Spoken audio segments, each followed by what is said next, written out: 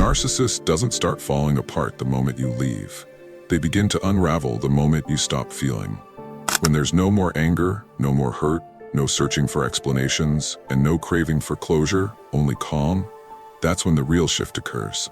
Inside that stillness, that quiet, they can no longer manipulate. Their power fades.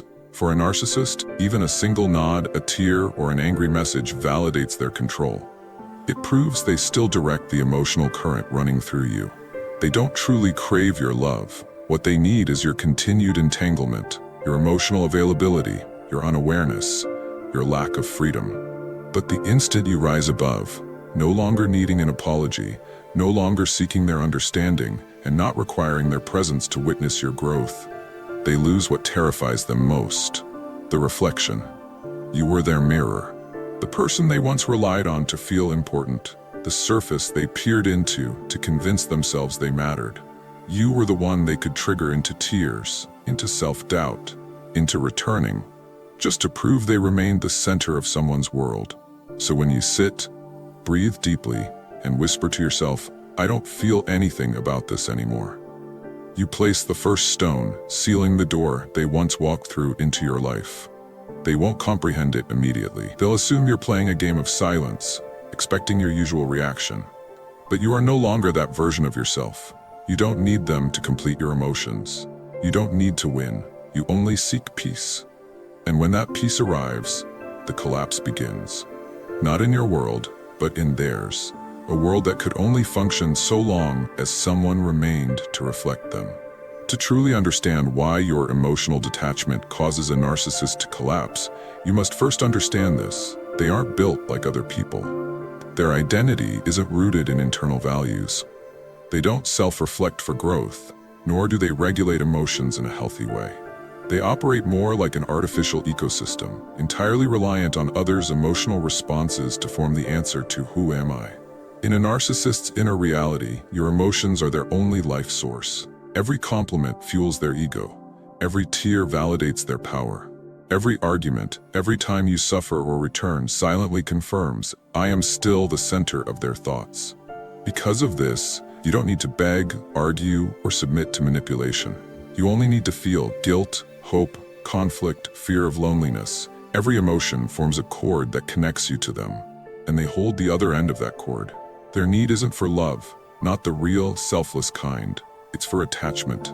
A sign that you're still reacting, still entangled, whether through tears, anger, or a vague social media post. To them, any emotion equals control.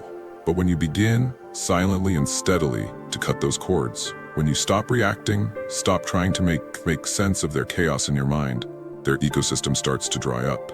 Just as a plant withers without sunlight, a narcissist cannot sustain psychological stability without someone continuously affirming their worth. And you, the brightest source of that affirmation, have withdrawn. You leave them alone in the darkness they built.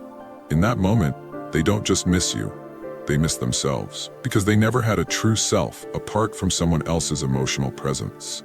Emotional detachment might sound at first like something cold or even cowardly, but in truth, it is one of the most profound signs of healing. Because when you face your pain, reflect on a relationship filled with hurt, and still say, "I choose to let go," not with hate, you reveal a kind of strength a narcissist will never comprehend. In their world, emotions are not tools for connection, but weapons for control. They manipulate through pouting, victimhood, and selective affection, so they cannot fathom someone walking away without seeking a reaction. That's why, when you detach, not by closing off your heart, but by releasing your emotional dependency on them, you quietly dismantle the entire system they rely upon. You no longer seek an apology. You don't try to understand their changes. You've stopped playing the silent waiting game. You've stepped off the chessboard. You no longer need to win. You only want peace. And that is what frightens them most. When you're angry, they still hold hope. When you cry, they still feel in control. When you fight back, they still believe they matter. But when you smile calmly and walk away without needing a final word, you confront them with their greatest fear: powerlessness. Emotional detachment doesn't mean you've stopped loving the person you once cared for. It means you've accepted that your peace is not worth trading for a connection that was never truly real. That is soul maturity, understanding that compassion cannot heal someone who refuses to change. You didn't shut off your emotions, you simply stopped letting someone else manage them. And in the narcissist's world, that signifies one thing: the end. No more games, no more roles, no more power. Only you, standing in emotional freedom, needing no validation, no regret, and no acknowledgement that you outgrew their reach long ago. Your detachment doesn't cause an instant collapse. It starts with a small, quiet fracture that spreads through their already unstable foundation. No one hears it, but inside, the structure begins to fall apart. First comes denial.